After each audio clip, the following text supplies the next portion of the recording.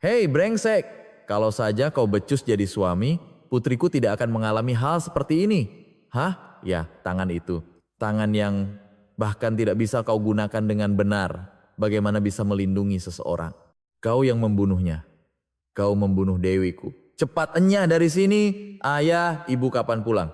3 tahun lalu, setelah Bima mengalami kecelakaan parah di lokasi proyek konstruksi yang merenggut fungsi lengan kanannya, beban sebagai tulang punggung keluarga sepenuhnya jatuh ke pundak istrinya, Dewi Lestari. Namun, ia tak pernah menyangka bahwa beban itu akan mendorong Dewi ke jurang kematian. Kehilangan segalanya dan diusir, Bima, ayah dari sepasang anak kembar, kini berdiri di ujung tanduk. Kemanakah ia akan melangkah? Jika Anda mengikuti kisah ini sampai akhir, Anda akan dihadapkan pada sebuah kebenaran yang mencengangkan. Lorong rumah duka terasa sunyi dan menyesakkan. Ruang duka itu kosong, melompong, dingin tanpa satupun pelayat. Bima hanya bisa menatap kosong foto mendiang istrinya. Saat itulah ibu mertuanya, Ratih, menerjang dengan marah dan mencengkeram kerah baju Bima dengan kasar. Manusia tidak berguna. Kalau saja kau punya penghasilan, putriku tidak akan keluar bekerja malam itu. Hah? Cengkeraman Ratih di lehernya terasa mencekik. Bima bahkan tidak bisa melawan. Rasa bersalah karena gagal melindungi istrinya menekan dadanya lebih berat daripada cengkeraman itu. Bima berjalan terhuyung ke depan foto Dewi. Dengan tangan kanannya yang gemetar, ia mencoba mengambil sebatang dupa. Tetapi jari-jarinya yang kejang tanpa kendali tak punya kekuatan sama sekali. Dupa itu jatuh sia-sia ke lantai dari ujung jarinya yang bergetar hebat. Memberi penghormatan pada mendiang istrinya saja tidak bisa, bagaimana mau melindungi orang lain. Adik iparnya, Tirta, mengejek sambil menginjak dupa yang jatuh di lantai dengan sepatunya. Bima tak sanggup mengangkat kepalanya. Saat itu, dari sudut lorong, sepasang anak kembarnya yang berusia 7 tahun, Laut dan Langit, menghampirinya. Putra kecilnya, Langit, menggenggam erat ujung baju ayahnya dan bertanya, "Ayah, ibu kapan pulang?" Bima hanya bisa menggigit bibir, tak mampu berkata apa-apa. Bagaimana ia bisa menjelaskan kepada anak-anaknya bahwa ibu mereka tidak akan pernah kembali? Bima hanya bisa memalingkan wajah dan menelan air mata yang mendesak keluar. Ia lari terhuyung-huyung ke kamar mandi. Pemandangan dirinya di cermin sungguh berantakan. Mata cekung, bahu terkulai, dan lengan kanan yang tak berguna. Saat hendak membasuh muka, tiba-tiba telinganya berdengung, diikuti oleh suara mengerikan yang menghantuinya. Brah! Itu adalah suara rangka baja yang runtuh di lokasi konstruksi hari itu. Arge! Bima buru-buru merogoh sakunya dan mengeluarkan obat pereda nyeri. Tanpa air, ia langsung mengunyah dan menelannya. Rasa sakit di lengannya terasa seperti akan putus. Ingatan 3 tahun lalu kembali dengan jelas. Untuk menyelamatkan seorang rekan kerja yang terjebak di bawah runtuhan baja, Bima tanpa ragu melemparkan tubuhnya. "Pak Bima jangan!" Bersamaan dengan teriakan rekannya, sebongkah besi raksasa menghantam lengan kanan Bima. Sebuah suara retak yang mengerikan. Sensasi mengerikan saat saraf di lengannya putus. Sejak hari itu, lengan kanan Bima seolah mati. Ia tidak bisa lagi melakukan pekerjaan presisi. Bahkan memegang barang pun sulit karena gemetar dan nyeri. Bima yang dulunya seorang tukang kayu andal kehilangan pekerjaannya. Sebagai gantinya, istrinya Dewi Lestari menjadi kepala keluarga dan terjun ke dunia kerja yang keras, sementara Bima menjadi suami pengangguran yang mengurus anak-anak di rumah. Begitu ia berhasil menenangkan diri dan keluar dari kamar mandi, seorang pengacara sudah menunggunya. Penerima manfaat asuransi jiwa almarhumah telah diubah atas nama ibu mertua Anda. Apa? Bima tidak percaya dengan apa yang didengarnya. Jelas sekali dirinya lah penerima manfaatnya. Bagaimana ini bisa terjadi? Saat ia hendak protes, adik iparnya, Tirta, menyela. "Kakak ipar, toh rumah ini atas nama Mbak Dewi, jadi cepat kemasi barangmu dan pergi. Kalau kau kerepotan mengurus anak-anak, serahkan saja ke panti asuhan." Oh ya, ini juga kembalikan. Tirta merebut tas Bima dan menggeledahnya dengan kasar. Ia mengeluarkan kartu ATM dan kartu kredit dari dompet lalu memasukkannya ke sakunya sendiri. Ini semua kan dibuat pakai uang, Mbak Dewi. Tentu saja ini milik kami. Bima tak bisa melawan sedikit pun. Ia hanya bisa menatap kosong saat semuanya dirampas darinya. Begitulah ia diusir dari rumah duka. Hujan gerimis mulai turun. Bima menyeret sebuah koper besar sambil menggandeng tangan mungil anak kembarnya yang dingin. Ayah, lapar, rengek langit. Bima masuk ke sebuah minimarket terdekat, mengambil 2 bungkus mie instan dan susu kotak. Dengan tangan gemetar, ia menyodorkan kartu, tetapi mesin EDC menunjukkan saldo tidak cukup. Maaf Pak, ada kartu lain, saldonya kurang. Bima menundukkan kepalanya dengan lesu. Tatapan tajam dan bisikan orang-orang di belakangnya terasa menusuk punggung. Begitu keluar dari minimarket, Langit menarik celana Bima dan bertanya, "Ayah, kita orang jahat ya?" Napas Bima tercekat. Ia tidak bisa menjawab apa-apa. Ia hanya bisa menggenggam erat tangan mungil anaknya dan terus berjalan menembus hujan. Dengan harapan terakhir, ia menelepon seorang mantan rekan kerja dari telepon umum. "Bro, tolong aku, pinjamkan uang sedikit saja. Bim, aku juga lagi susah." "Kau kan sudah dapat pesangon JKK, cukuplah. Jangan hubungi aku lagi untuk urusan seperti ini." Tut, telepon ditutup. Suara hujan yang deras terdengar lebih keras daripada kekejaman di seberang telepon. Akhirnya, Bima menidurkan anak-anaknya di dalam truk pickup tuanya yang hampir rongsok setelah melepaskan pakaian mereka yang basah. Di kursi belakang yang sempit, si kembar tertidur saling berpelukan untuk mencari kehangatan. Bima membenturkan kepalanya ke setir dan menangis terseduh-seduh. Ia merasa sangat hina dan membenci dirinya sendiri karena tidak bisa membelikan makan untuk anak-anaknya. Sesaat sebuah pikiran yang sangat buruk melintas. Daripada hidup seperti ini, lebih baik kita bertiga pergi bersama. Bima tersentak kaget dan mengangkat kepalanya. Apa yang barusan kupikirkan? Bima menampar pipinya sendiri dengan keras. Saat itu, di antara deru hujan, ia seolah mendengar suara Dewi. "Sayang, jaga anak-anak kita ya. Kau sudah berjanji." Itu adalah kenangan 3 tahun lalu saat Bima putus asa di ranjang rumah sakit. Ketika ia menangis melihat lengan kanannya yang diperban dan berlumuran darah, Dewi menggenggam tangannya erat. "Tangan ini bukan cacat. Ini adalah luka kehormatan yang telah menghidupi keluarga kita. Aku akan bertanggung jawab atas dirimu seumur hidupku. Jadi, kau harus melindungi anak-anak kita."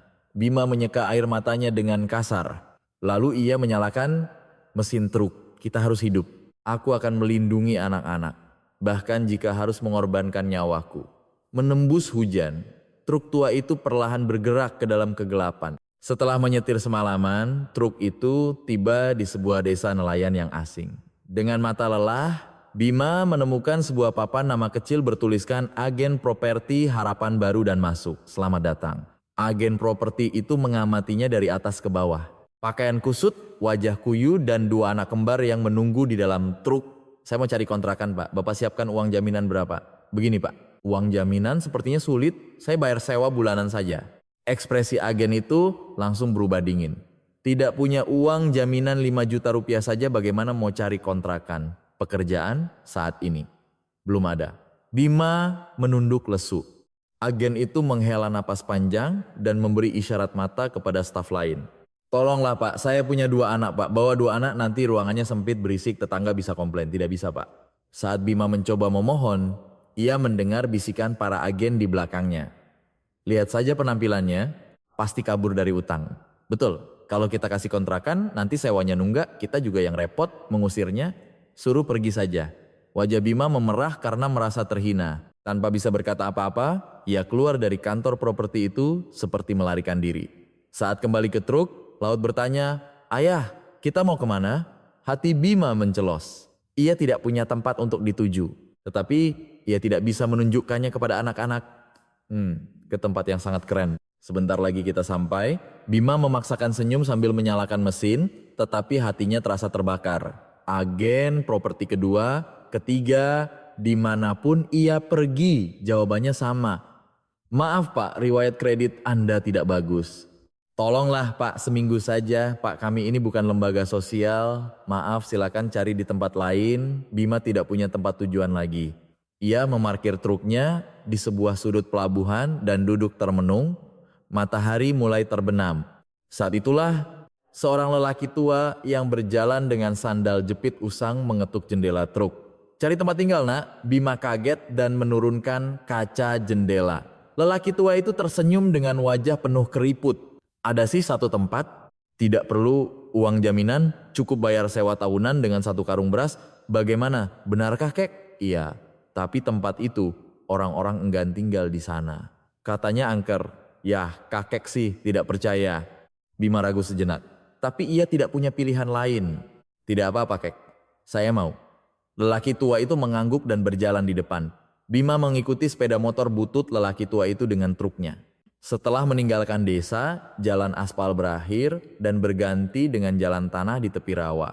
Lelaki tua itu memberi isyarat sambil berteriak, "Hati-hati, kalau air pasang jalan ini terputus." Truk memasuki jalan sempit di antara rawa-rawa. Gedebuk-gedebuk. Roda tergelincir di atas lumpur. Di satu sisi rawa, di sisi lain laut. Air hitam beriak di kedua sisinya. Dari kursi belakang, laut melihat keluar jendela dan bertanya, "Ayah, di sini menakutkan." "Kita tidak usah ke sini ya." "Tidak apa-apa, ini petualangan. Kita mau ke Pulau Harta Karun. Kan ada ayah." Bima mencengkram setir dengan tangan gemetar. Jalannya sangat sempit, sedikit saja salah, truk bisa terperosok rawa. Setelah berkendara cukup lama, mereka tiba di tujuan. Napas Bima tercekat.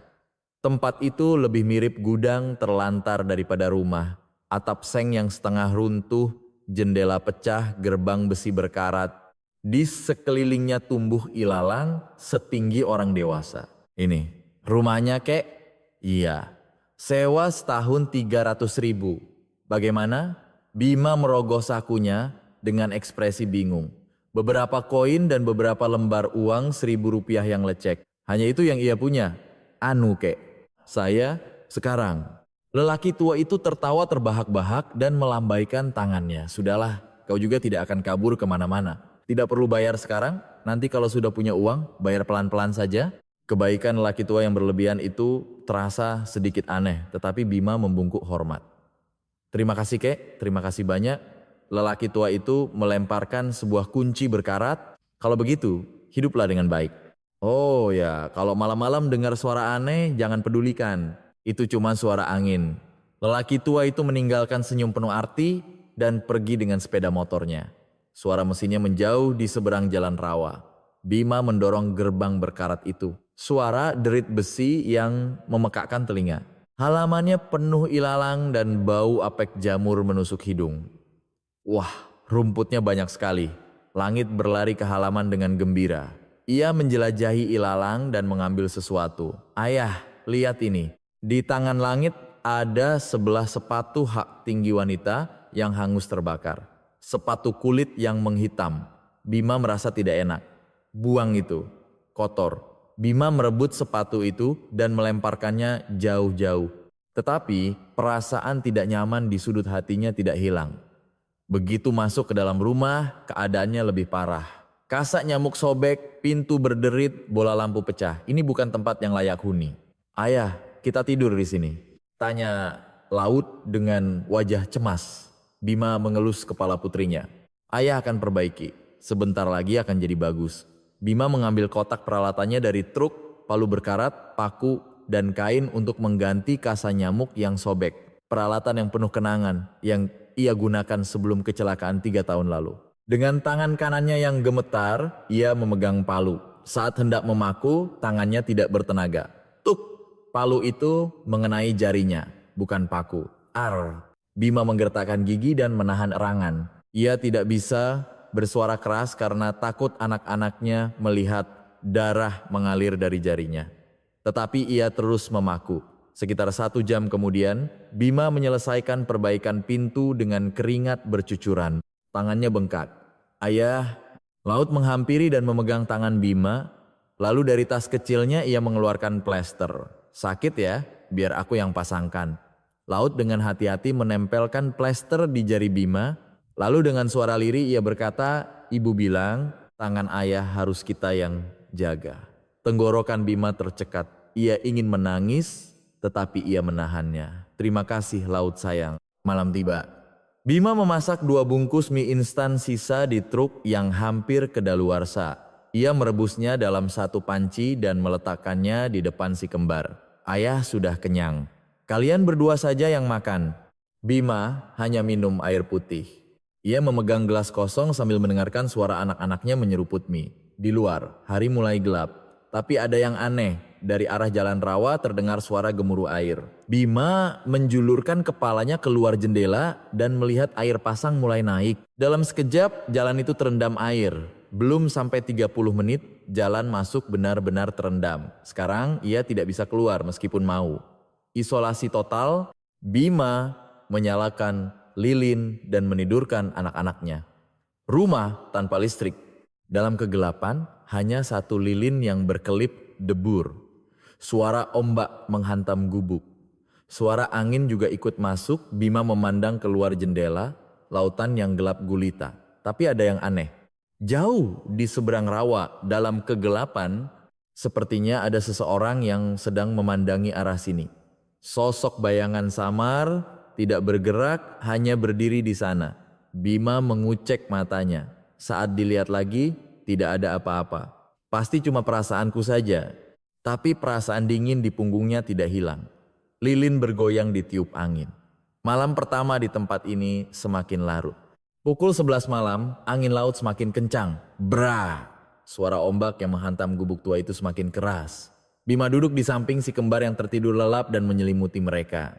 Sambil memijat lengan kanannya yang nyeri, ia mengeluarkan botol obat pereda nyeri dari sakunya. Saat membuka tutupnya, hanya tersisa 1 butir. Harus kuhemat. Meskipun tangannya sakit seperti mau putus, ia memasukkan kembali obat itu ke dalam sakunya. Ia harus menyimpannya untuk saat yang lebih genting, saat ia harus menggunakan kekuatannya untuk anak-anak. Bima mengeluarkan foto Dewi yang ia simpan baik-baik di dompetnya. Dewi yang tersenyum cerah. Di sebelahnya ada dirinya yang kebingungan menggendong si kembar yang baru lahir. Sayang, apa yang kulakukan ini sudah benar. Aku takut, tapi aku bertahan karena percaya padamu. Suara Bima bergetar lirih saat mengelus foto itu. Saat itulah putrinya, Laut, yang tidur di sebelahnya, tiba-tiba terbangun dan memegang erat ujung baju Bima. Matanya membelalak, wajahnya penuh ketakutan. Kenapa Laut? Mimpi buruk bukan, ayah. Di bawah ada yang menangis, terus menangis. Laut menunjuk lantai dengan jari mungilnya. Hati Bima mencelos. Itu suara angin sayang. Di sini kan persis di sebelah laut, jadi angin membuat jendela bergetar. Tidak apa-apa. Bukan suara angin. Suara orang menangis kesakitan. Laut terisak dan memeluk ayahnya. Bima memeluk erat putrinya dan menepuk-nepuk punggungnya. Tidak apa-apa Laut. Ada ayah. Ayah akan tutup telingamu. Nah, ayo tidur lagi. Meskipun ia membaringkan Laut kembali dan menyelimutinya, hati Bima sendiri tidak tenang. Sejak tadi ia merasa punggungnya dingin. Saat hendak mencoba tidur lagi, duk. Suara pelan tapi jelas terdengar dari bawah lantai. Bima menahan napas. Duk, duk, getaran yang teratur. Jelas berbeda dengan suara ombak yang tidak beraturan. Seolah-olah seseorang dari bawah lantai sedang memukul langit-langit dengan kepalan tangan. Jangan-jangan. Bima dengan hati-hati menempelkan telinganya ke lantai papan. Tapi sialnya suara itu tertutup oleh deru ombak. Apa aku terlalu sensitif? Apa aku berhalusinasi karena kurang tidur? Bima memegang kepalanya. Ia mencoba menenangkan dirinya. Tetapi rasa cemas itu tidak hilang. Keesokan paginya, hujan gerimis mulai turun. Tetes-tet, suara hujan yang menghantam atap seng tua itu terdengar riuh. Bima mulai membersihkan rumah untuk menghilangkan pikiran buruknya. Ia menyapu debu tebal dan mengelap dinding yang berjamur. Namun, saat sedang menyapu, Bima berhenti. Ada bau aneh yang keluar dari celah lantai, seperti bau terasi yang tajam atau bau busuk sesuatu yang basi. Bau apa ini?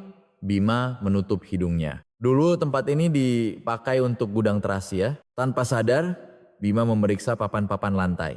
Dilihat lebih dekat, ada beberapa paku yang lepas atau longgar, seolah-olah seseorang sering membongkar pasang lantai itu. Sore harinya, hujan reda. Bima pergi ke warung di ujung desa untuk membeli kebutuhan pokok menunggu air surut. Di depan warung, ia bertemu dengan seorang nelayan tua yang sedang memperbaiki jaring. Lelaki tua itu melihat Bima dan berdecak, "Cekek, akhirnya kau tinggal di sana juga ya?" "Iya Pak, selamat sore. Rumah di ujung desa rawa itu tanahnya tidak bagus. Bukan tempat tinggal manusia. Memangnya pernah ada kejadian buruk Pak?" Lelaki tua itu meletakkan jaringnya, menyalakan sebatang rokok, dan berkata dengan suara rendah, "Sekitar 10 tahun lalu terjadi kebakaran di sana. Seorang wanita tewas. Sejak itu setiap malam terdengar suara-suara aneh, jadi semua orang kabur. Punggung Bima terasa dingin. Sepatu wanita yang hangus terbakar. Sepatu hitam yang ditemukan langit di halaman kemarin terlintas di benaknya. Kenapa anak muda sepertimu malah tinggal di rumah angker seperti itu? Karena tidak punya tempat lain Pak, tidak punya uang." "Hah, kasihan sekali.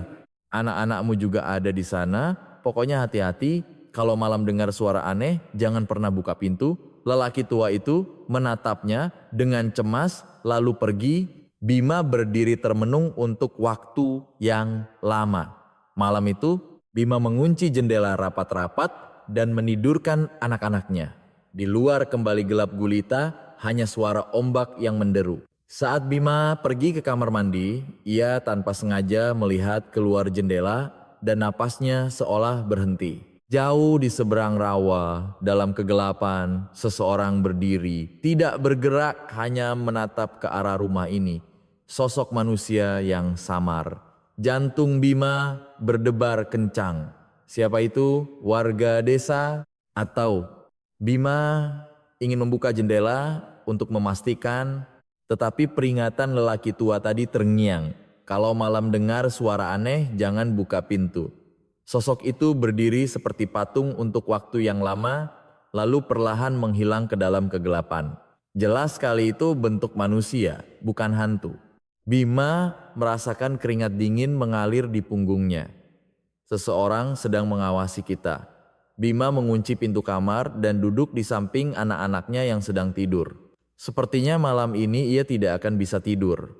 Bima memperbaiki selimut anak-anaknya dengan tangan gemetar dan berjanji pada dirinya sendiri. "Jangan takut. Apapun yang terjadi, ayah akan melindungi kalian."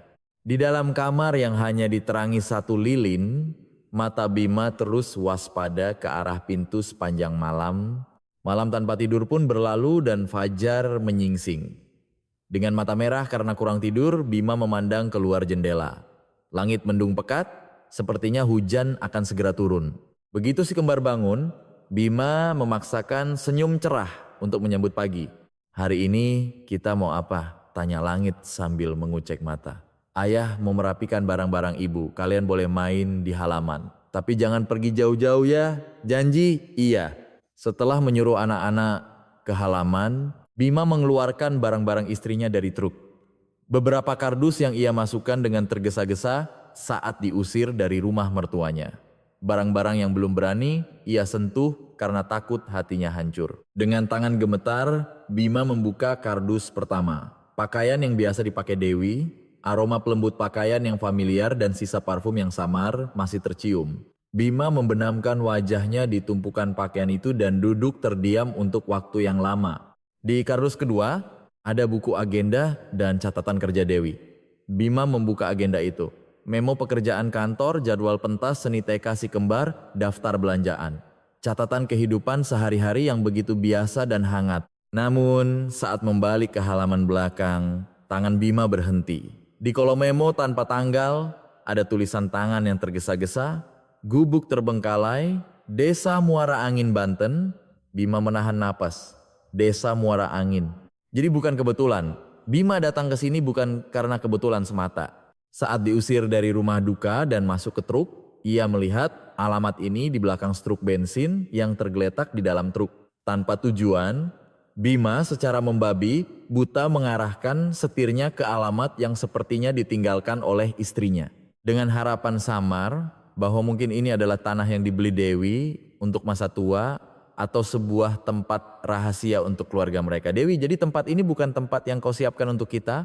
Jantung Bima berdebar kencang saat ia membalik halaman terakhir agenda itu. Ia menemukan tulisan yang lebih mengejutkan. Maafkan aku sayang, demi dirimu dan anak-anak, aku harus menyelesaikan ini. Aku mencintaimu. Tulisan tangannya bergetar hebat, tidak seperti biasanya. Seolah-olah ditulis dalam situasi mendesak seperti sedang dikejar seseorang. Dewi, apa yang sebenarnya kau lakukan? Bima memeluk agenda itu dan memejamkan matanya erat-erat.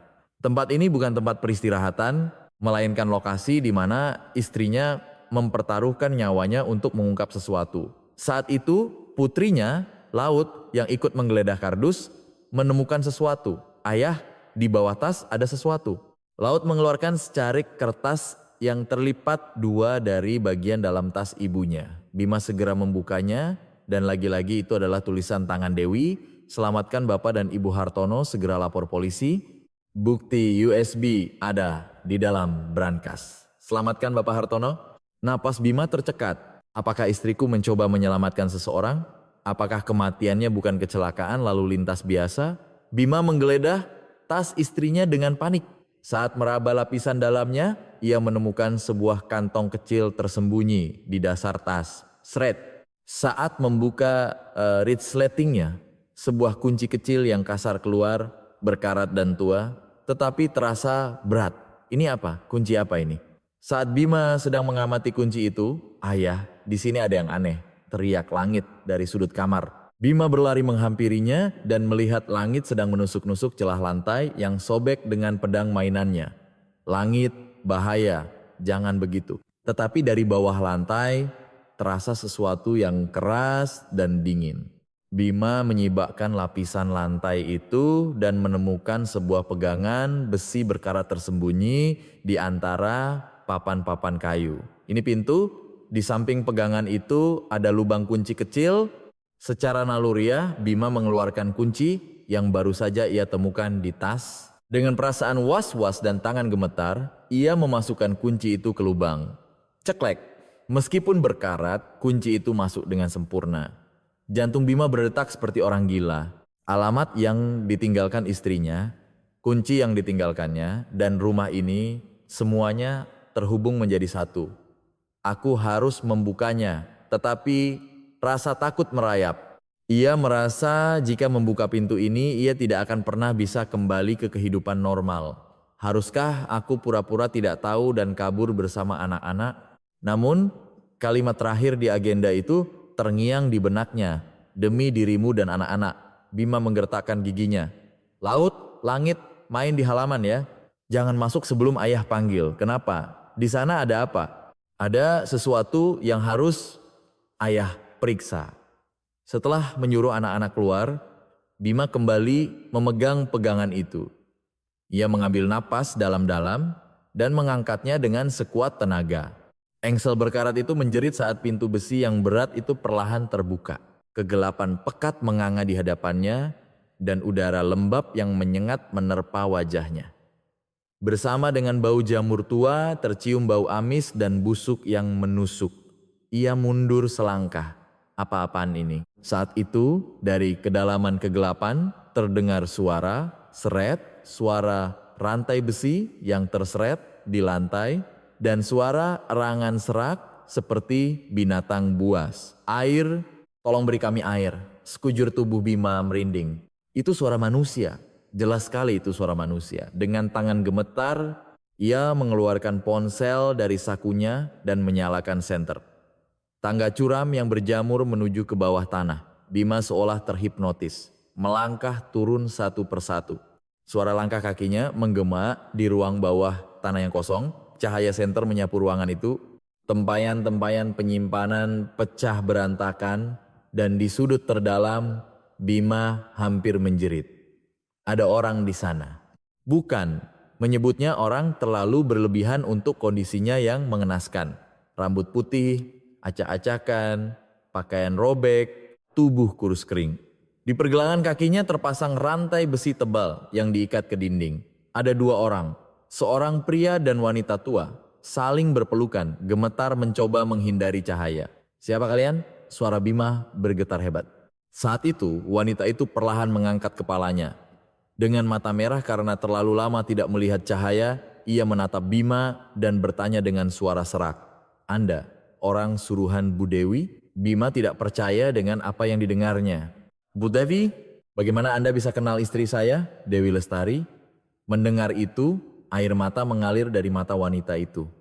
Pria tua di sebelahnya memukul lantai dengan ekspresi putus asa. Dia meninggal saat mencoba menyelamatkan kami. Wanita baik itu. Seketika, pikiran Bima menjadi kosong. Kematian istrinya bukan kecelakaan. Ruang bawah tanah ini adalah rahasia yang coba dilindungi Dewi dengan nyawanya. Bima tidak bisa bernapas dengan benar untuk beberapa saat. Istri saya meninggal karena mencoba menyelamatkan kalian. Suaranya keluar serak seperti bisikan. Selama ini ia mengira kematian istrinya hanyalah kecelakaan tabrak lari biasa. Kenyataan bahwa itu bukan kecelakaan, melainkan pembunuhan berencana menghantam otaknya. Tapi istri, Anda ini siapa? Apa Anda orang suruhan Rendra? Tanya lelaki tua yang dirantai itu dengan tatapan tajam. Bima menjawab dengan suara gemetar, bukan. Saya suami Dewi Lestari, nama saya Bima. Suami? Wanita di sebelahnya terkejut dan menutup mulutnya. Ya Tuhan, Anda suami Bu Dewi. Lalu bagaimana dengan anak kembar mereka? Apakah mereka baik-baik saja? Ya, mereka ada di halaman atas. Jawaban Bima membuat wanita itu menghela napas lega dan terisak. Syukurlah, syukurlah. Saat itu, dari arah pintu masuk ruang bawah tanah, terdengar suara anak kecil. Ayah. Ayah bicara dengan siapa di sana? Itu Laut. Bima tersentak kaget dan melompat ke arah tangga. Dari celah pintu, Laut dan Langit menjulurkan kepala dengan mata penuh rasa ingin tahu. Keluar, ayah kan sudah bilang jangan masuk. Bima segera merentangkan lengannya di belakang punggung untuk menutupi pemandangan mengerikan di bawah. Ia tidak bisa membiarkan anak-anaknya melihat pemandangan pasangan tua yang dirantai seperti binatang. Jangan lihat, bahaya. Cepat kembali ke halaman. Teriakan Bima yang mendesak dan kasar membuat si kembar kaget dan mundur. Maaf ayah berteriak. Tolong tunggu di atas sebentar ya. Laut mengangguk dengan ekspresi takut dan menggandeng tangan Langit naik ke atas. Namun beberapa saat kemudian sebuah tangan mungil terjulur dari atas tangga dan menjatuhkan sesuatu. Itu adalah sebungkus biskuit yang biasa dimakan anak-anak. Nek, Kek, kalau lapar makan ini ya, jangan ganggu ayah lagi. Suara Laut yang gemetar namun jernih menggema di ruang bawah tanah. Terima kasih nak, kalian anak-anak yang baik sekali. Bima mengambil biskuit itu dan meletakkannya dengan hati-hati di depan pasangan tua itu. Saya punya air dan sedikit makanan di atas. Saya ambilkan sebentar. Saat Bima hendak naik, lelaki tua itu memanggilnya dengan mendesak. Tunggu. Apa kau benar-benar suami Bu Dewi? Benar Pak. Kami sekarang tidak bisa percaya pada siapapun. Apa kau punya bukti? Bima mengeluarkan dompet usangnya dari saku. Ia menunjukkan foto keluarga bersama Dewi yang ia selipkan di tempat yang paling mudah terlihat. Wanita itu melihat foto tersebut dan mengangguk. Benar, ini orangnya. Foto yang selalu Bu Dewi letakkan di atas mejanya dan ia pandangi setiap hari. Barulah kewaspadaan lelaki tua itu mereda. Bima bergegas naik dan mengambil botol air mineral serta sisa roti dari truk. Ia kembali berpesan kepada anak-anaknya untuk tidak turun apapun yang terjadi, lalu kembali ke bawah. Saat menyerahkan botol air, pasangan tua itu menerimanya dengan tangan gemetar, melupakan sopan santun. Mereka menenggak air itu dengan rakus. Jelas sekali mereka sangat haus dan lapar. Pelan-pelan Pak Bu, nanti tersedak. Saat menggigit sepotong roti, lelaki tua itu tersedak dan menangis. Terima kasih. Terima kasih banyak. Tidak ada lagi sisa-sisa wibawa dari lelaki tua yang mungkin pernah menjadi orang besar. Yang ada hanyalah manusia lelah dan sakit yang ingin bertahan hidup. Bima bertanya dengan hati-hati, sebenarnya kenapa Bapak dan Ibu bisa terkurung di sini?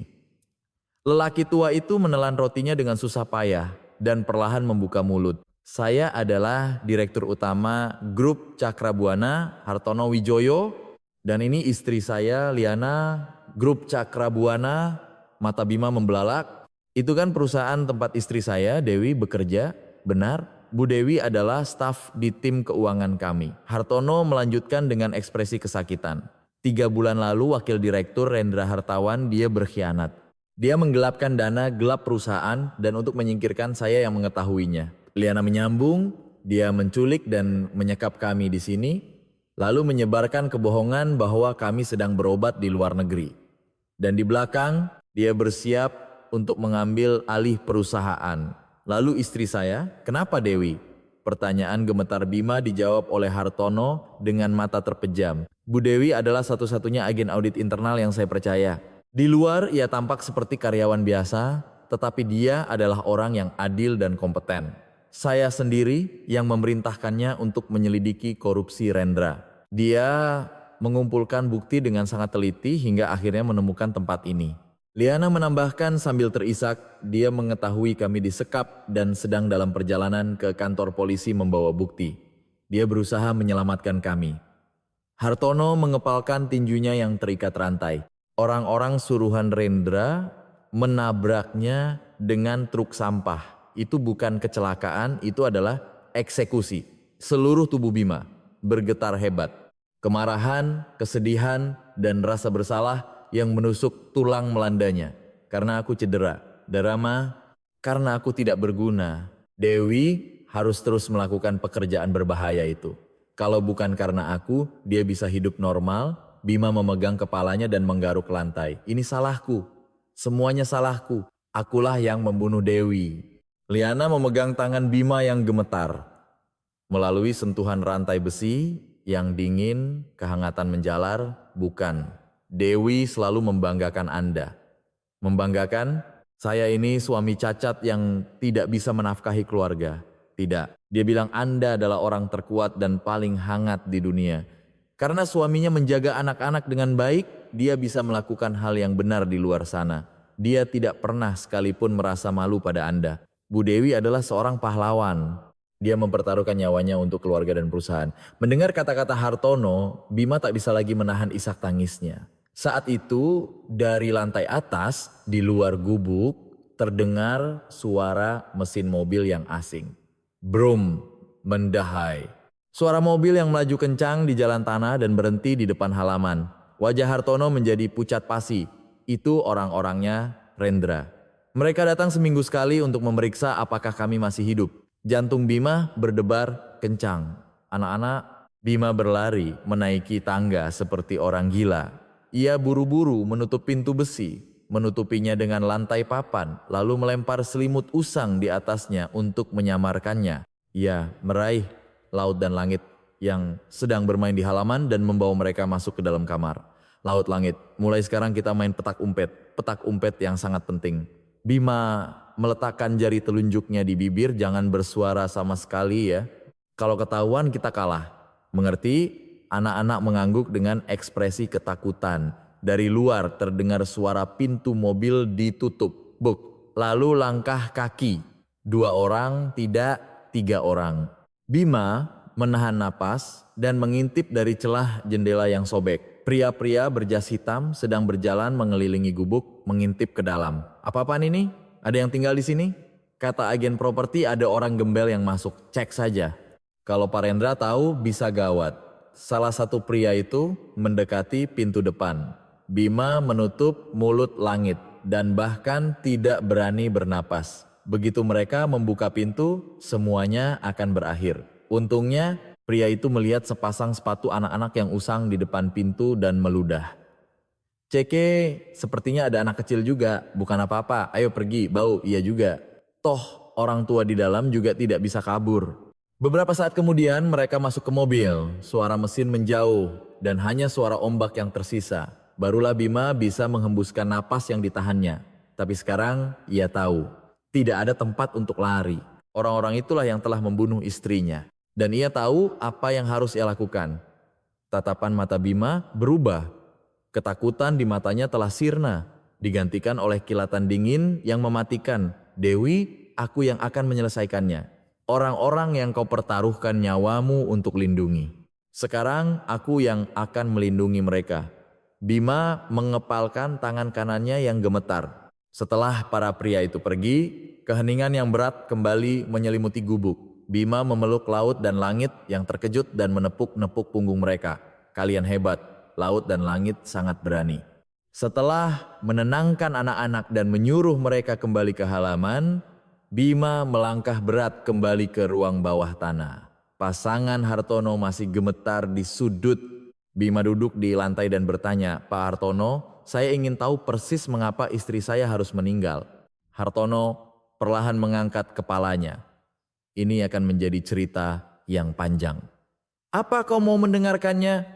Dari mulut Hartono mengalirlah kebenaran kelam grup Cakrabuana. Rendra Hartawan, wakil direktur.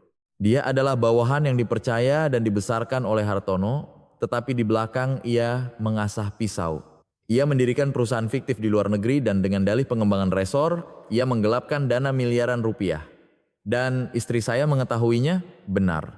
Bu Devi, karena berada di tim keuangan, menyadari ada yang tidak beres dengan pembukuan, dan ia melaporkannya langsung kepada saya. Suara Hartono merendah, itulah mengapa saya secara diam-diam menugaskannya untuk menyelidiki, untuk mengumpulkan bukti tanpa ada yang tahu. Bima mengepalkan tinjunya, jadi karena itu, alasan Dewi selalu pulang larut malam. Alasan ia terus menatap laptop dengan mata lelah bahkan setelah sampai di rumah. Bu Dewi sangat teliti. Selama 6 bulan, ia berhasil menemukan semua bukti transaksi bank, pembukuan ganda, hingga daftar penerima suap. Liana di sebelahnya menambahkan sambil menyeka air mata, tapi Rendra mulai curiga. Dia tahu ada yang sedang menyelidikinya. Rendra sangat kejam. 3 bulan lalu, ia menculik pasangan Hartono dan membawa mereka ke sini. Awalnya, ia menyiksa mereka agar menyerahkan perusahaan dan kemudian membiarkan mereka kelaparan sampai mati. Saat itulah istri saya menemukan tempat ini, benar. Bu Dewi terus membuntuti Rendra hingga akhirnya menemukan gubuk ini. Hati Bima mencelos. Ia teringat hari sebulan yang lalu saat Dewi mengatakan akan pergi dinas ke luar kota. Ternyata itu bukan dinas, melainkan menyusup ke tempat ini. Dia sangat terkejut saat menemukan kami. Dia bilang akan segera melapor ke polisi. Liana melanjutkan sambil terisak, tapi kami melarangnya. Kami bilang jika melapor sekarang, Rendra akan menghilangkan semua bukti dan lolos. Kami butuh bukti yang tak terbantahkan. Jadi Dewi mempersiapkannya selama sebulan lagi, mengumpulkan bukti untuk memastikan Rendra masuk penjara dan bahkan merencanakan penyelamatan pasangan Hartono. Dan 3 minggu yang lalu, akhirnya Bu Dewi datang untuk menyelamatkan kami.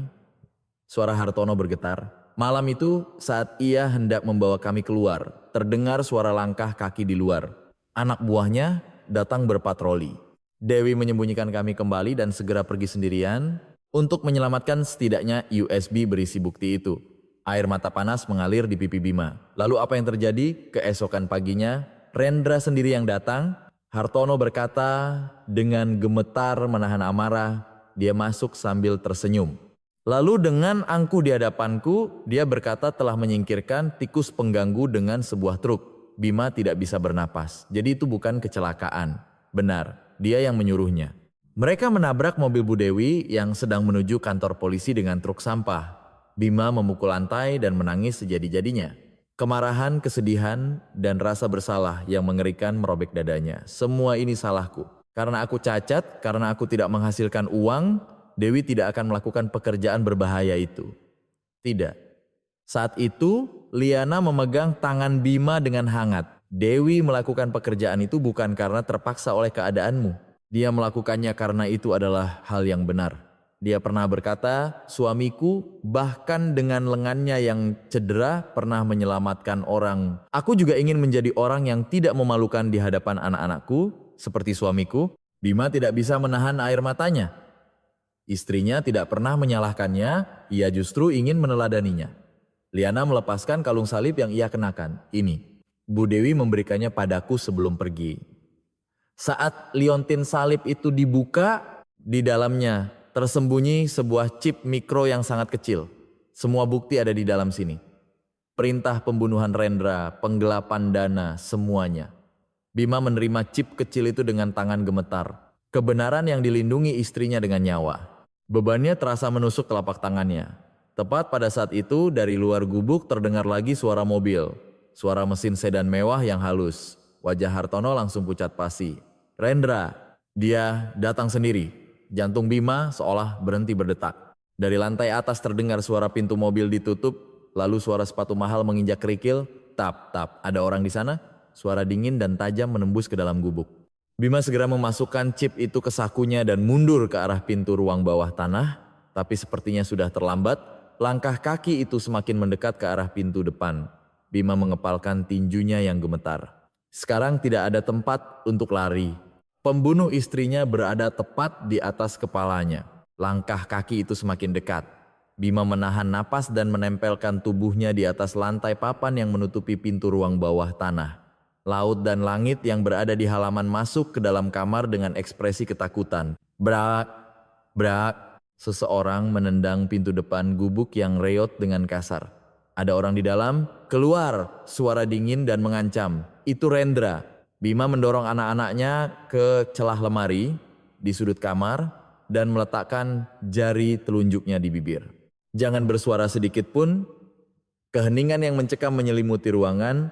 Rendra perlahan melangkah masuk ke halaman dengan sepatu putihnya yang kini kotor oleh lumpur, matanya mengamati sekeliling. Sepasang sepatu kets anak-anak yang usang di bawah teras. Pakaian kecil dan lusuh yang tergantung di jemuran. Cih, benar kata agen properti itu, ada gembel yang tinggal di sini.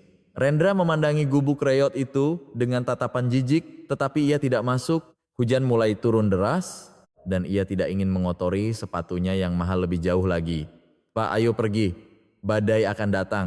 Tidak ada waktu menggeledah tempat sampah ini. Di dalam juga sepi. Baik Pak Rendra, nanti saya akan suruh orang untuk memeriksanya lagi untuk jaga-jaga. Suara pintu mobil ditutup. Dan suara mesin yang menjauh. Barulah Bima bisa menghembuskan napas yang ditahannya.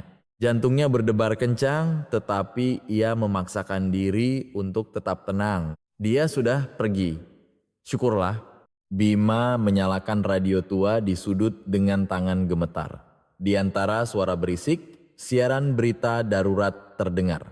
Badai tropis anggrek kini bergerak menuju pesisir Banten. Peringatan badai telah dikeluarkan untuk seluruh wilayah pesisir. Bima memandang keluar jendela. Langit menghitam dan laut mengamuk seperti orang gila. Diperkirakan angin akan mencapai kecepatan 40 meter per detik disertai gelombang pasang. Bima mematikan radio dan memandang keluar. Air pasang naik dengan cepat, jauh lebih cepat dan lebih besar dari biasanya.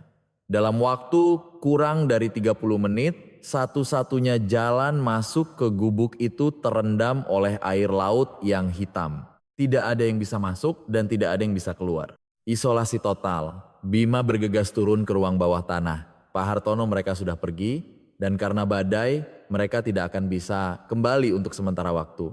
Namun kondisi Hartono tampak tidak biasa. Bibirnya membiru dan seluruh tubuhnya gemetar hebat. Pak Hartono, sadarlah. Liana menangis dan memegang tangan Bima. Sepertinya hipotermia. Suami saya punya penyakit bawaan, ruang bawah tanah ini terlalu dingin dan lembab. Bima mengambil keputusan. Kita harus memindahkannya ke atas. Mereka sudah pergi dan jalan terputus, di atas lebih aman. Dengan lengan kanannya yang gemetar, Bima menggendong Hartono di punggungnya. Arg! Rasa sakit seperti sarafnya terbakar menjalar, tetapi ia menggertakkan gigi dan menaiki tangga. Begitu Hartono dibaringkan di lantai ruang tengah, laut dan langit berlari membawakan selimut.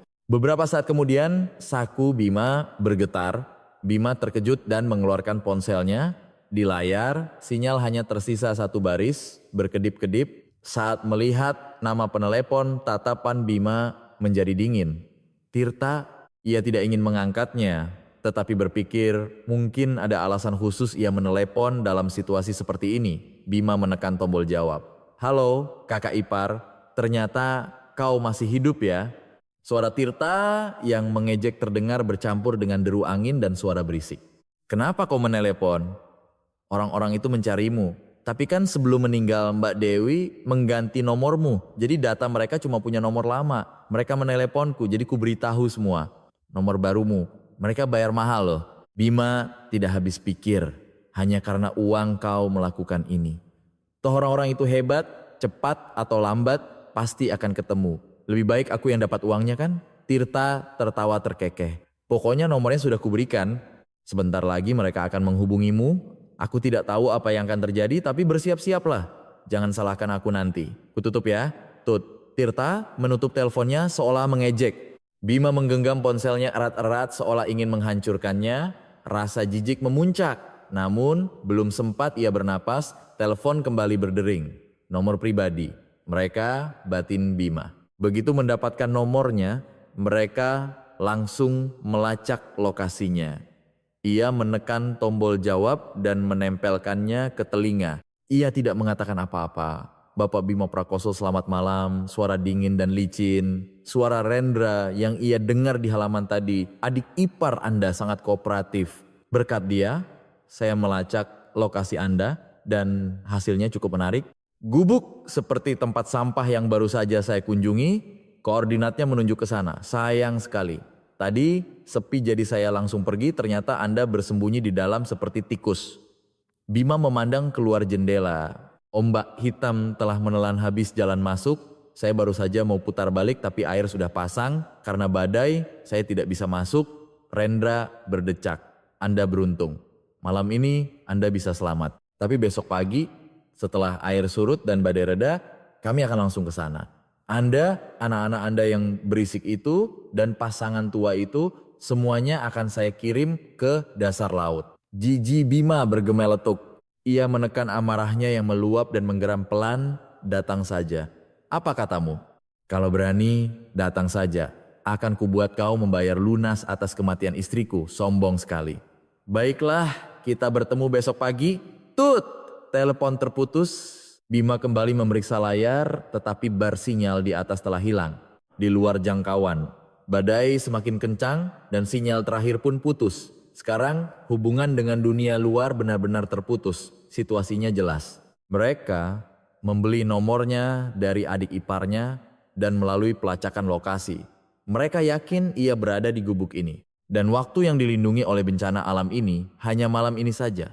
Besok pagi saat air surut, mereka akan datang dengan senjata. Bima menggenggam erat tangan kanannya yang bergetar dengan tangan kirinya. Lalu ia perlahan mengangkat kepalanya. Rasa takut dan putus asa telah sirna. Yang tersisa hanyalah tekad dingin seorang kepala keluarga untuk melindungi keluarganya. Aku harus melindungi mereka. Ini adalah tempat di mana anak-anakku berada. Bima mengambil bor listrik dari kotak peralatannya. Tidak akan ada satupun dari mereka yang keluar dari sini hidup-hidup. Di pulau terpencil yang dilanda badai, pembangunan benteng pertahanan seorang ayah dimulai. Badai mengguncang gubuk seolah ingin menelannya. Brak, kretek, atap seng menjerit seolah akan robek. Bima mengeluarkan botol obat pereda nyeri dari sakunya. Kelotak, satu butir terakhir. Ini adalah yang terakhir. Tapi jika tidak diminum sekarang, ia tidak akan bisa bertahan melewati malam yang mengerikan ini. Glek. Ia menelannya tanpa air, rasa pahit obat terasa di tenggorokannya. Liana dari dalam selimut memandangnya dengan cemas. Mas Bima, jangan terlalu memaksakan diri. Tanganmu, tidak apa-apa Bu, kalau bukan sekarang tidak akan ada kesempatan lagi. Sambil menyeka keringat dingin, ia membuka kotak peralatannya. Gergaji berkarat, palu yang giginya sudah tanggal, paku besar, kabel yang kulitnya terkelupas, tali pancing yang kuat, peralatan yang dulu seperti perpanjangan tangannya sebelum kecelakaan 3 tahun lalu. Bima menuju pintu depan. Gerbang pertama yang akan dilewati para penyusup. Ia harus membuat jebakan di sini. Ia berlutut dan mengetuk-ngetuk papan lantai yang lapuk. 3 papan ini. Jika bagian bawahnya kugergaji setengah, pasti akan langsung patah menahan berat badan orang dewasa. Ia mulai menggergaji tiang kayu dengan hati-hati. Srek, srek. Saat menggergaji dengan tangan kanannya yang gemetar, saraf di pergelangan tangannya terasa panas seperti terbakar. Sambil menahan erangan, ia terus menggerakkan gergaji. Ia hanya memotong 70% papan, menyamarkannya agar terlihat normal dari luar. Siapapun yang menginjaknya akan langsung jatuh ke lantai semen di bawah. Ayah lagi apa? Langit yang terbangun mengucek matanya dan mendekat. Ayah sedang membuat perangkap agar orang jahat tidak bisa masuk untuk melindungi keluarga kita. Wah, ayah hebat. Bikin jebakan ya. Iya, jebakan yang sangat menakutkan. Bima mengelus kepala putranya. Jebakan berikutnya adalah jebakan listrik. Ia mengupas kulit kabel tua untuk memperlihatkan kawat tembaganya. Lalu ia menghubungkan kabel itu ke kusen jendela yang tergenang air hujan dan gagang pintu depan yang terbuat dari logam. Jika mereka memegang gagang pintu dengan tangan basah, mereka akan langsung tersetrum. Hartono menambahkan dengan suara lemah, Mas Bima, di belakang gudang mungkin ada beberapa peralatan, sepertinya ada sabit dan tombak ikan berkarat. Terima kasih Pak, ia menggeledah gudang belakang, jaring berdebu, sabit berkarat, kail tajam. Semuanya bisa menjadi senjata. Bima membawa jaring dan perangkap ikan ke arah rawa. Air pasang mulai surut memperlihatkan dasar rawa yang hitam. Ia mengikat jaring itu dalam-dalam di lumpur dan menempatkan perangkap ikan dengan cerdik. Jika mereka berlari dalam gelap dan menginjak ini, kaki mereka akan terjerat dan jatuh. Setelah menyelesaikan semua persiapan dan kembali ke gubuk, Laut bertanya, "Ayah, kita harus melakukan apa?" Bima berlutut dan menatap mata anak-anaknya. "Laut, Langkit. Sekarang ayah akan ajarkan permainan yang sangat penting." Ia membawa anak-anaknya naik ke loteng. Ruangan sempit dan berdebu, tetapi tempat yang sempurna untuk bersembunyi. Ini adalah markas rahasia kalian. Jika ayah bersiul, kalian harus lari ke sini tanpa menoleh ke belakang dan kunci pintunya. Siulan? Ya, seperti ini. Ia menyatukan bibirnya dan bersiul. Sweet, mengerti? Ayo kita latihan. Siap, mulai. Latihan pertama. Laut panik dan lupa mengunci pintu. Lagi. Kalau pintu tidak dikunci, penjahatnya bisa masuk. Lagi. Latihan kedua. Langit turun lagi untuk mengambil mainan robot kesayangannya. Tidak boleh Langit, tidak boleh membawa apa-apa. Hanya badan saja yang lari. Lagi. Suara tegas Bima membuat anak-anak tegang. Latihan ketiga. Sweet bersamaan dengan suara siulan. Anak-anak berlari ke loteng. Suara pintu ditutup. Ceklek. Suara kunci. Sempurna. Bagus. Kalian hebat sekali anak-anakku. Bima memecahkan semua bola lampu di gubuk. Pecahan kaca berserakan di lantai dan kegelapan menelan gubuk. Kegelapan yang menguntungkan baginya yang sudah terbiasa dan menjadi teror bagi musuh yang asing. Tapi ia butuh penanda untuk dirinya sendiri. Ia mengambil selotip berpendar dari truk dan menempelkannya kecil-kecil di jalur aman dan sudut tangga. Cahaya samar yang akan menjadi penunjuk jalan bagi matanya yang sudah terbiasa dengan gelap. Malam semakin larut, ia melakukan pemeriksaan terakhir. Jebakan lantai di pintu depan, jebakan listrik di gagang pintu, jaring di rawa, jalur evakuasi anak-anak, persiapan selesai. Liana memegang tangan Bima. Mas Bima, terima kasih banyak. Anda melakukan semua ini untuk kami. Tidak, Bu. Mereka adalah orang-orang yang dilindungi istri saya dengan nyawanya. Saya hanya melanjutkannya. Ia pergi ke samping si kembar yang tertidur. Ia mencium kening laut dan langit secara bergantian. Maafkan ayah karena membuat kalian mengalami hal menakutkan ini. Tapi ayah akan melindungi kalian dengan nyawaku. Lalu ia menyembunyikan pasangan Hartono di bagian dalam lemari di kamar tidur utama. Tetap tenang di sini.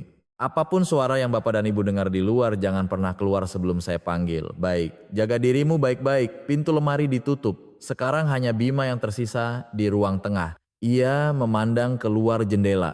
Badai yang panjang telah berlalu. Di antara awan mendung, cahaya fajar kebiruan mulai terlihat samar. Air surut memperlihatkan jalan rawa, dan jauh di seberang rawa terlihat cahaya lampu mobil 2 SUV hitam. Mereka mematikan lampu depan, hanya lampu senja yang menyala, perlahan mendekat seperti ular di jalan yang airnya telah surut. Ia mengambil sebatang kayu balok yang telah ia siapkan.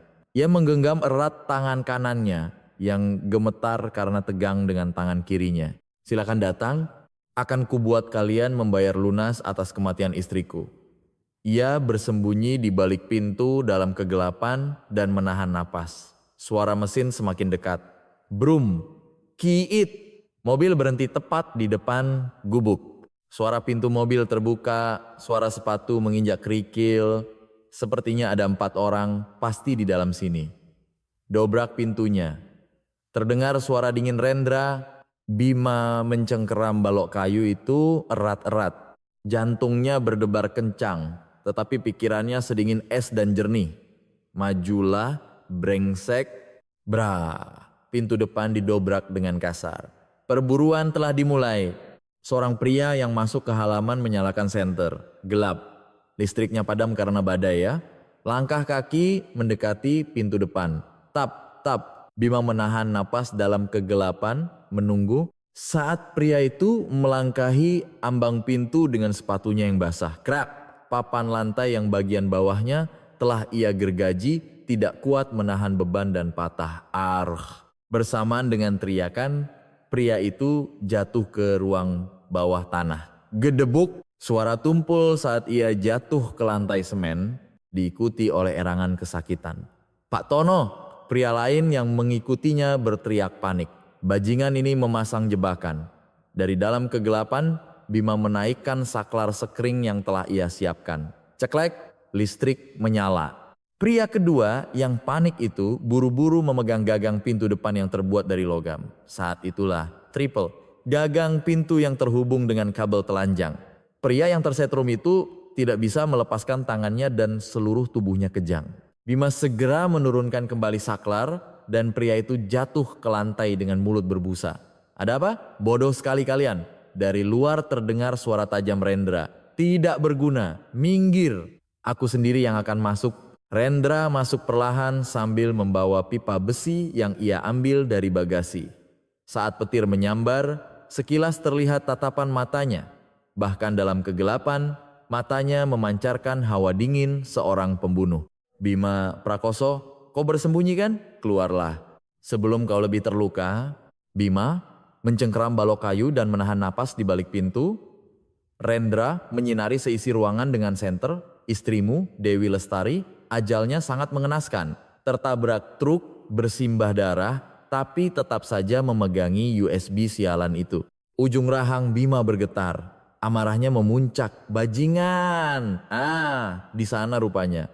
Rendra mengayunkan pipa besinya ke arah suara itu. Bima berhasil menghindar, tetapi kehilangan keseimbangan dan menabrak dinding. Rendra melangkah maju dan mencengkeram kerah Bima. Beraninya kau melawanku. Sebuah pukulan mendarat di wajahnya. Buk! Bima jatuh tersungkur. Rasa anyir darah terasa di mulutnya. Ayah! Dari loteng terdengar jeritan laut yang tak tertahankan. Rendra mengangkat kepalanya dan melihat ke langit-langit. Jadi tikus-tikus kecilnya berkumpul di sana. Baiklah, kita bereskan anak-anaknya dulu. Rendra menuju tangga loteng. Saat itu Bima dengan sisa tenaganya memegang ujung celana Rendra. Jangan sentuh anak-anakku. Lepaskan! Rendra menendang Bima. Bima mengerang kesakitan sambil memegangi lengan kanannya yang terasa seperti akan hancur, tetapi ia tidak melepaskan pegangannya. Tepat pada saat itu, dari atas tangga loteng sesuatu tumpah. CRRR. Langit menumpahkan botol kelerengnya ke tangga.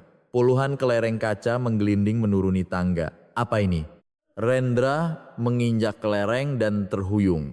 Bima tidak menyia-nyiakan kesempatan ini. Di belakang, Rendra yang terhuyung. Terlihat tiang penyangga yang telah ia gergaji. Bima melemparkan seluruh tubuhnya untuk menabrak tiang itu. Brak! Kayu lapuk itu tidak kuat menahan dan patah.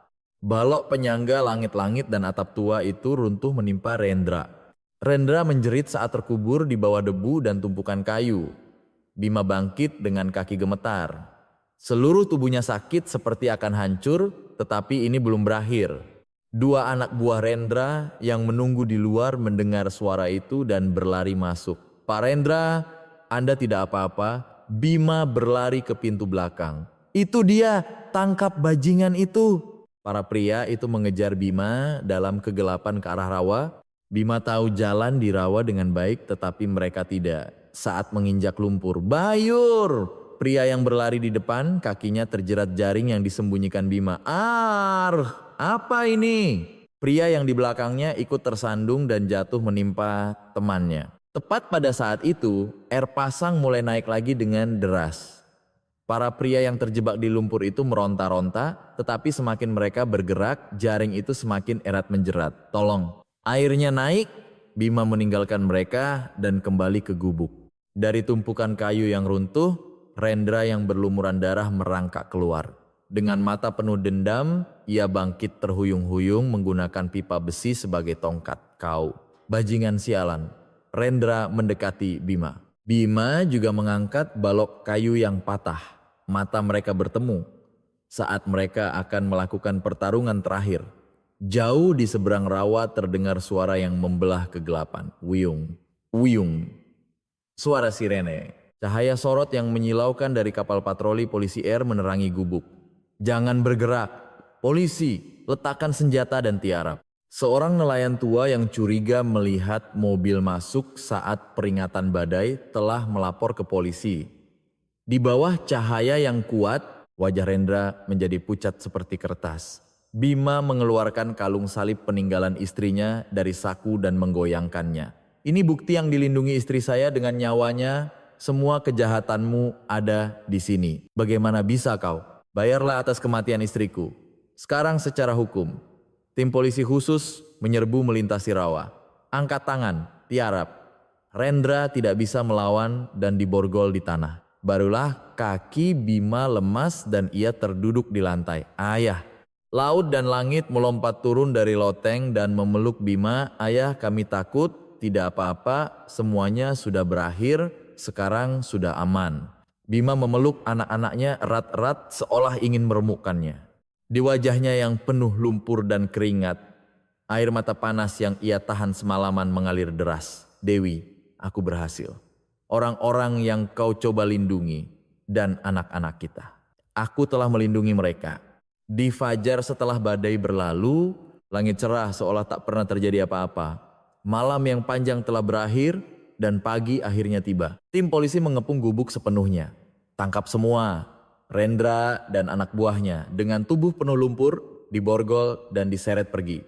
Bima masih terduduk di lantai memeluk anak-anaknya. Saat ketegangan mereda, kesadarannya yang tegang seolah putus. Mas Bima! Pintu lemari terbuka dan pasangan Hartono keluar terhuyung-huyung.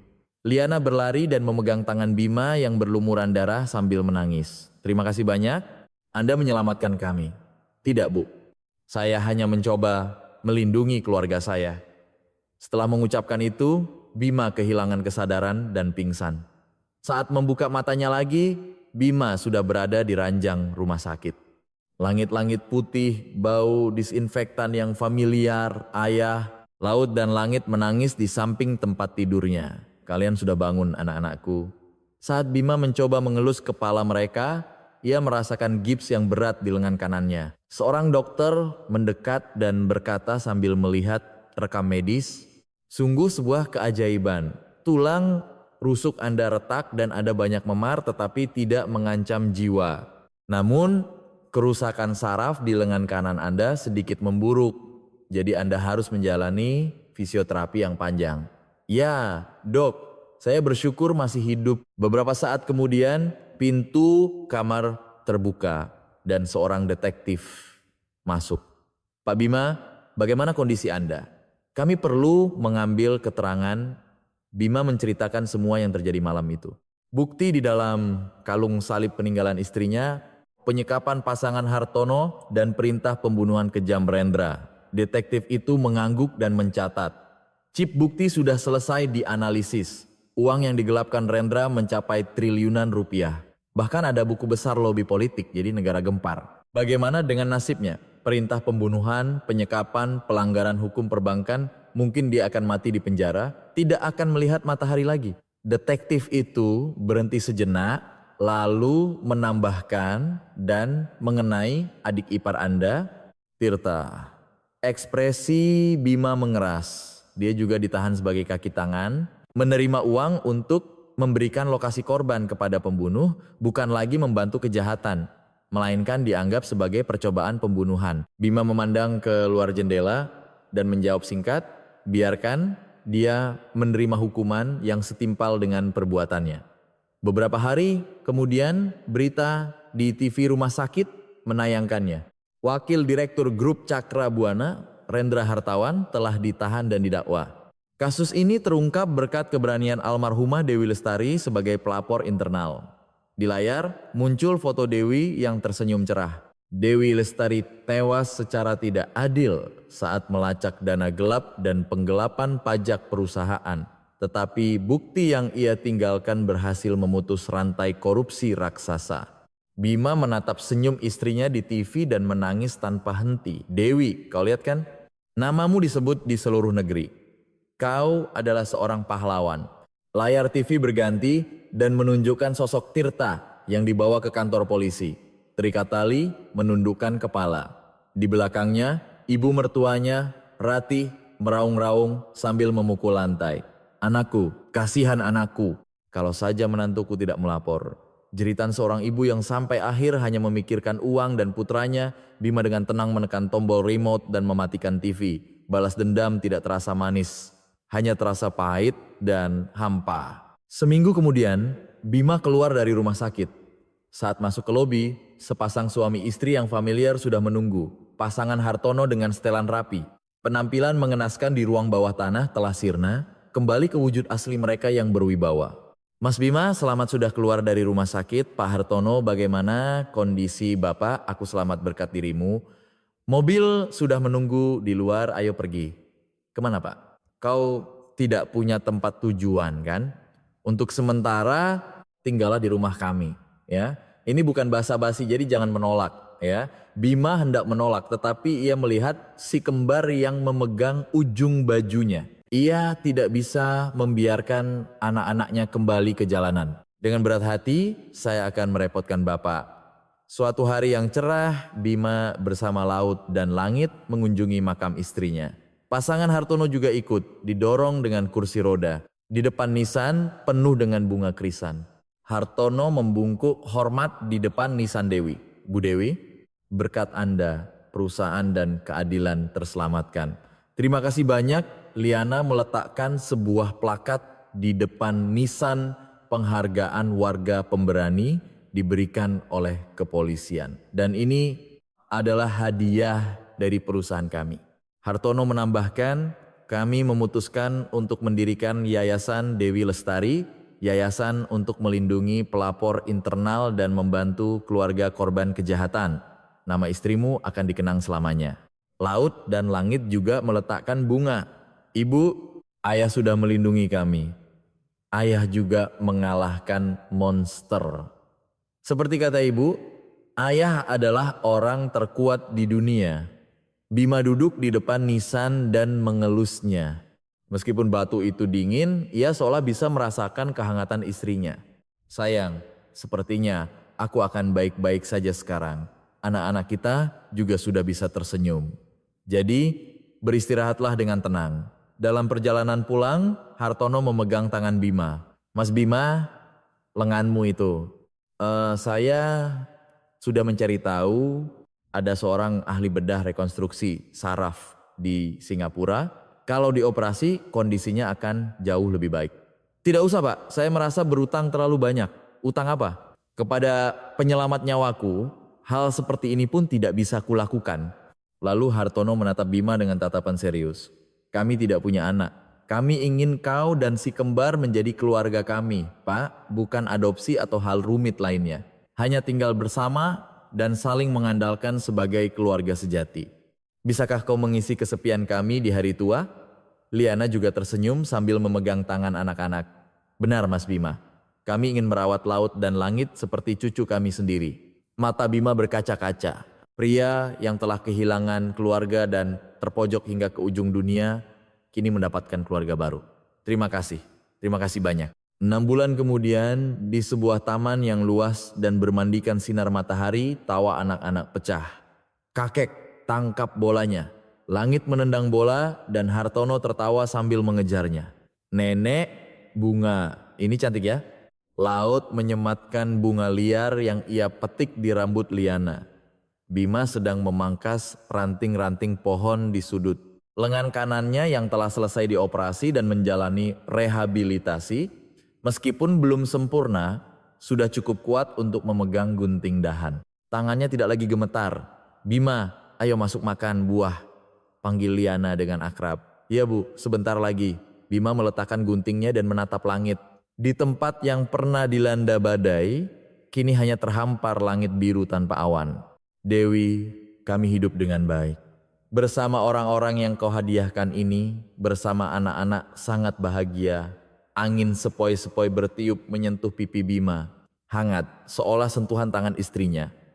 Suara ombak tidak lagi menjadi teror. Itu adalah lagu pengantar tidur yang lembut dan menenangkan.